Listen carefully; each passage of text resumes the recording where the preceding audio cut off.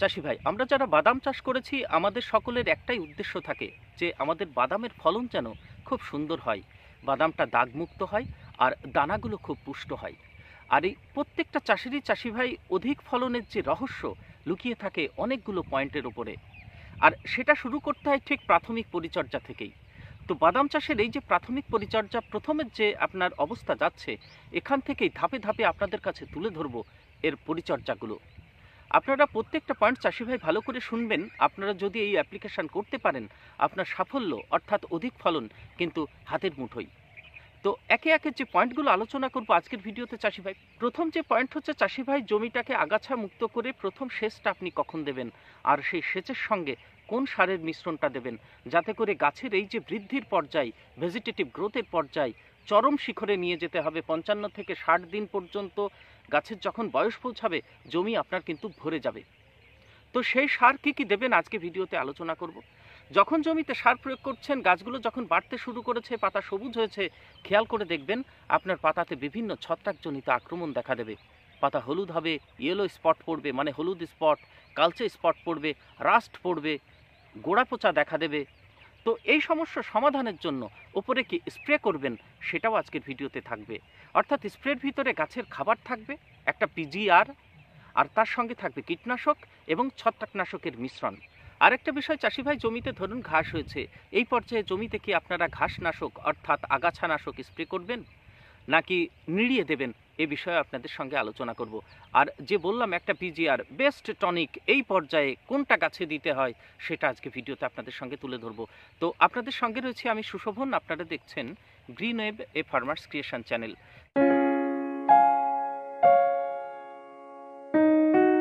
একদম বাদাম চাষের এটা চাষি ভাই প্রথম ভিডিও। ধাপে ধাপে প্রত্যেকটা পর্যায়ে বাদাম চাষের আপনাদের কাছে তুলে ধরবো এবং তার যত্নর কথা আপনাদের সঙ্গে আলোচনা করব, যাতে করে শেষ পর্যন্ত অধিক ফলন আপনি ঘরে তুলতে পারেন। ভিডিওর মূল পর্ব শুরু করার আগে আপনাদের কাছে একটা রিকোয়েস্ট করি, যে সমস্ত চাষি ভাই আপনাদের কাছে প্রথম পৌঁছাচ্ছে এই ভিডিওর মধ্য দিয়ে চ্যানেলটি, রিকোয়েস্ট করব চ্যানেলটিকে সাবস্ক্রাইব করবেন, পাশে থাকবেন, আপনাদের মতামত কমেন্ট বক্সে জানাবেন। কারণ আপনাদের মতামত কমেন্ট বক্সে জানালে চাষি ভাইরা সেটা দেখেও আপনাদের বেটার পরিচর্যার কথা জানতে পারবেন, তারা অ্যাপ্লাই করতে পারবেন। প্রথম যে পয়েন্টটা চাষি ভাই আলোচনা করব আপনাদের সঙ্গে সেটা হচ্ছে জমির আগাছা। দেখুন, আগাছা নাশক জমিতে আপনারা যখন মানে বাদামটার বপন করেছিলেন বীজ, পেন্ডামেথিলিন আপনারা যদি সেই সময় স্প্রে করে থাকেন, তাহলে কিন্তু এত আগাছা আপনার জমিতে দেখতে পাবেন না। কিন্তু যদি বেশি আগাছা হয়ে থাকে, আমি বলবো গাছ বেরিয়ে যাওয়ার পর আপনারা কিন্তু আর কোনো প্রকারের আগাছা নাশক জমিতে দেবেন না। সেক্ষেত্রে কিন্তু ফলনের উপরে প্রভাব পড়তে পারে। বিভিন্ন ধরনের আগাছা দেখতে পাবেন আপনারা। এই যে আগাছাগুলো আছে, এগুলো দেখুন মোটা মোটা হয়ে গেছে। তো এইগুলো তো আমাদের অবশ্যই নিড়িয়ে দিতে হবে, হাত নিড়ান দিলে সব থেকে ভালো হবে। তো এই ছোটো ছোটো যে ঘাসগুলো আছে, আপনারা মুনিশ নেবেন, এগুলো নিড়িয়ে দেবেন। দেখবেন বিভিন্ন ধরনের এই যে মোথা ঘাস আছে, এগুলো তো তুলতেই হবে হালকা।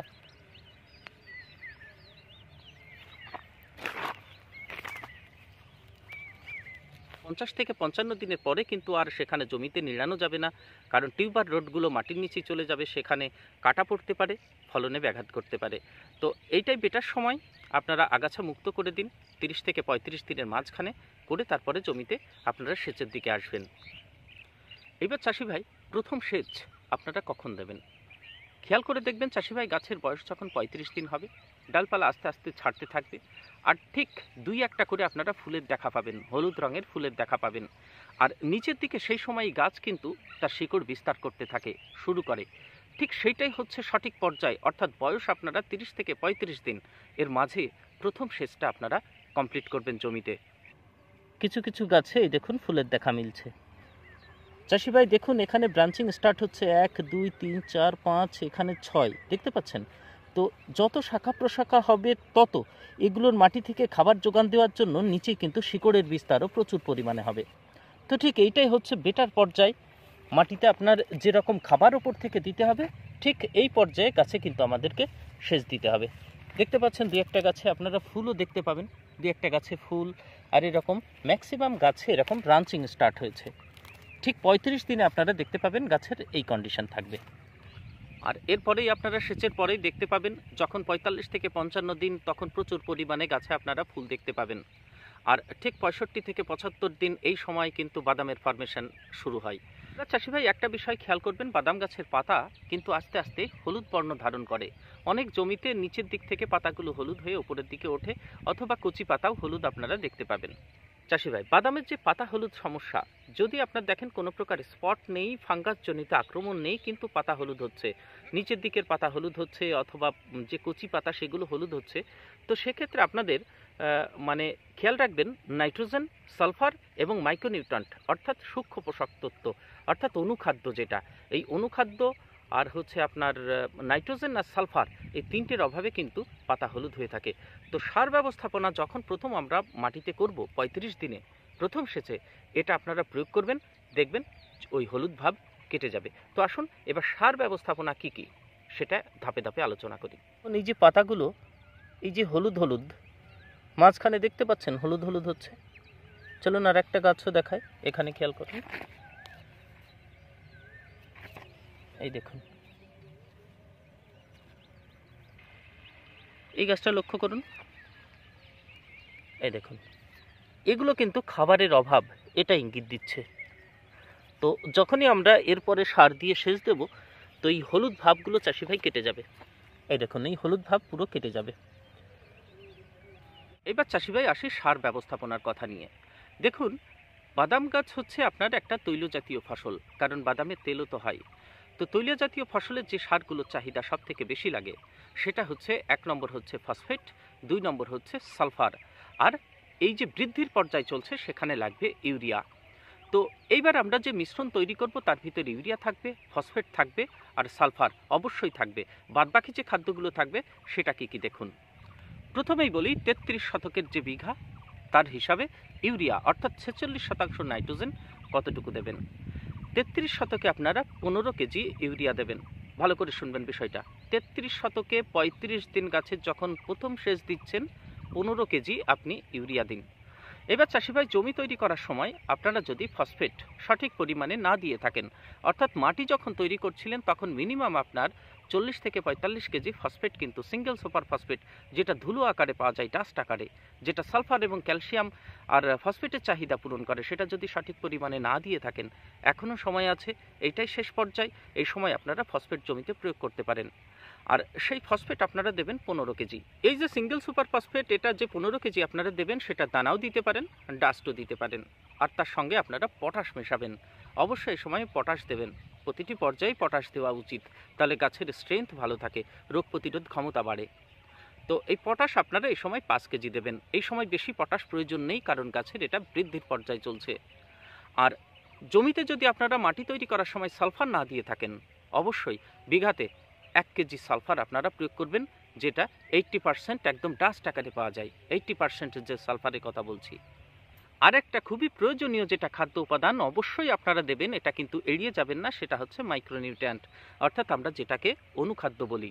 আপনারা বাজার চলতি যে কোনো অনুখাদ্য ব্যবহার করুন, কিন্তু মনে রাখবেন একটা ভালো কোম্পানির দেখে আপনারা অনুখাদ্য ব্যবহার করবেন, যার ভিতরে খেয়াল করবেন, আমি আবার বলি, প্রত্যেক ভিডিওতে বলি, প্যাকেটটাকে উল্টাবেন দোকানে গিয়ে, সেখানে দেখবেন এনপিকে, নাইট্রোজেন, ফসফেট আর পটাশ, যেটার ভিতরে নেই, কিন্তু বাদ বাকি যে খাদ্য উপাদানগুলো আছে, লৌহ, copper, zinc, magnesium, manganese, boron, molybdenum, এই যে যেগুলো বলছি, এই খাদ্য উপাদান যার ভিতরে আছে, সেই অনুখাদ্যগুলো আপনারা 2 কেজি নেবেন।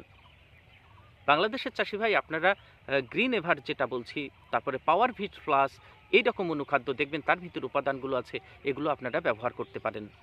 এবার এই সারগুলো মেশাবেন, মেশানোর পর খুব তাড়াতাড়ি জমিতে আপনারা ছিটিয়ে দেবেন। তাড়াতাড়ি বলছি কারণ ইউরিয়া, ফসফেট, পটাশ মেশালে সেটা গলে যায়, কিন্তু আপনারা খেয়াল করে দেখবেন। তো যখন ছেটাবেন, সেটা পুরো জমিতে না ছিটিয়ে আমি বলবো প্রত্যেকটা শিকড় যেন পায় বাদামের, এই জন্য যে ড্রেনগুলো দেখছেন, মানে দুটো গাছের ফাঁক দিয়ে যে লাইনটা আছে, ঠিক আছে, সেই লাইন দিয়ে আপনারা সুন্দর করে একটু নিচু হয়ে ছিটিয়ে দিন, তাহলে সেক্ষেত্রে ভালো কাজ পাবেন। এবার আসি চাষি ভাই ফাঙ্গিসাইডের কথায়। যখন জমিতে সার প্রয়োগ করছেন, জলসেচ দেওয়া হয়ে গেল, গাছ যখন বাড়তে শুরু করবে, পাতাগুলো নরম হবে, ঠিক সেই সময় জমিতে কিন্তু ছত্রাকের আক্রমণ দেখা দেবে। পাতার উপরে দেখবেন হলুদ স্পট তৈরি হবে, পাতার উপরে ব্রাউন কালারের স্পট তৈরি হবে, রাস্ট যেটাকে মরচে পড়ার মতো হবে, অর্থাৎ উজ্জ্বল্য হারাবে, তখন মনে করবেন ছত্রাক দ্বারা আক্রমণ হয়েছে। মাটি থেকে যে অ্যানথ্রাকনস, কালো কালো স্পটগুলো, সেটা দেখতে পাবেন। তো এই সময় আপনারা কতগুলো ফাঙ্গিসাইডের নাম বলি, বেস্ট ফাঙ্গিসাইড। সেটা হচ্ছে আপনারা প্রিভেন্টিভ কেয়ারে ব্যবহার করবেন। 1 নম্বর হচ্ছে মেরিভন, 2 নম্বরে হচ্ছে ক্যাবডিয়েটপ। প্রথমে বললাম মেরিভন, তারপরে বলছি ক্যাবডিয়েটপ। আপনারা সাব ফাঙ্গিসাইড বহুল প্রচলিত যেটা কার্বনডিজম আর ম্যাঙ্কোজেবের মিশ্রণ আছে সেটাও ব্যবহার করতে পারেন। আর একটা হচ্ছে যদি আপনারা দেখেন আপনার জমিতে ছত্রাকের আক্রমণ বেশি, সেটা হচ্ছে হেক্সাকোনাজল। যদি হলুদ হলুদ স্পটের পরিমাণ বেশি হয়ে যায় তাহলে সেক্ষেত্রে আপনারা হেক্সাকোনাজল 5% যেটা পাওয়া যায় সেটা আপনারা জমিতে স্প্রে করবেন। এবার এই ফাঙ্গিসাইডের স্প্রে যেটা হবে সেটা যে মিশ্রণটা আমি টোটালটা সেটা আপনাদেরকে একবারে তুলে ধরি। দুটো স্প্রের কথা আপনাদেরকে বলছি, যে কোনো একটা বেছে নিয়ে জমিতে আপনারা প্রয়োগ করুন। অবশ্যই জমিতে যখন আপনারা দেখবেন জো হয়ে গেছে, অর্থাৎ সেচ আপনারা দেওয়ার পর যখন গাছের বয়স 40 দিন হলো, 35 দিনে ধরুন সেচ দিলেন, তারপরে যখন 40 থেকে 42 দিন হচ্ছে, মানে জমির ভিতর দিয়ে আপনি হাঁটতে পাচ্ছেন, ঠিক সেই সময় জমিতে স্প্রে করবেন। প্রথম ফাঙ্গিসাইড হিসাবে আপনারা হেক্সাকোনাজল 5% নিতে পারেন, অথবা এর পরিবর্তে মেরিভন নিতে পারেন। না হলে আরেকটা যেটা ভেজিটেটিভ গ্রোথের সময় আপনাদের ভিডিও দিয়েছিলাম, ট্রিডিয়াম। 3টে নাম আর একবার বলি, হেক্সাকোনাজল যেটা কন্টাক্ট প্লাসের ভিতরে পাওয়া যায়, আরেকটা হচ্ছে ট্রিডিয়াম, ইউপিএল কোম্পানির ট্রিডিয়াম নতুন একটা ওষুধ, আরেকটা হচ্ছে বিএসএফ কোম্পানির মেরিভন। এই 3টের ভিতরে যে কোনো একটা আপনারা ব্যবহার করুন। যদি হেক্সাকোনাজল নেন তাহলে সেক্ষেত্রে 2 ml প্রতি লিটার জলে আপনারা ব্যবহার করবেন। ছত্রাকনাশকের সঙ্গে একটা গাছের এই সময় উপরে স্প্রে খাবার নিতে হবে। সেই খাবারটা হচ্ছে ভেজিটেটিভ গ্রোথের সময় একটা সুষম খাবার স্প্রের জন্য, সেটা হচ্ছে এনপিকে 19-19-19। আপনাদের বাংলাদেশের চাষি ভাই যদি 19-19-19 না পান, আপনারা এনপিকেএস যেটা পাওয়া যায়, অর্থাৎ আমেরিকান এনপিকেএস যেটা, সেটাও আপনারা ব্যবহার করতে পারেন। নেবেন 19-19-19 আপনারা 50 গ্রাম প্রতি 15 লিটার জলে নেবেন। তাহলে দুটো উপাদান হলো, একটা ছত্রাকনাশক আর একটা হচ্ছে গাছের খাবার, সেটা হচ্ছে 19-19-19। এবার চাষি ভাই কীটপতঙ্গর আক্রমণ আপনারা দেখতে পাবেন। বিভিন্ন চোষক পোকা বাদামের পাতায় বসে রস চুষে খাবে আর গ্লেজটা আস্তে আস্তে হারাতে থাকবে দেখবেন। তো এই চোষক পোকা নির্মূল করার জন্য সব থেকে বেটার যেটা ওষুধ, সিনজেন্টা কোম্পানির এলিকা, ALIKA, যার ভিতরে দুটো উপাদান টেকনিক্যালের কথা আপনাদের বলে দিই।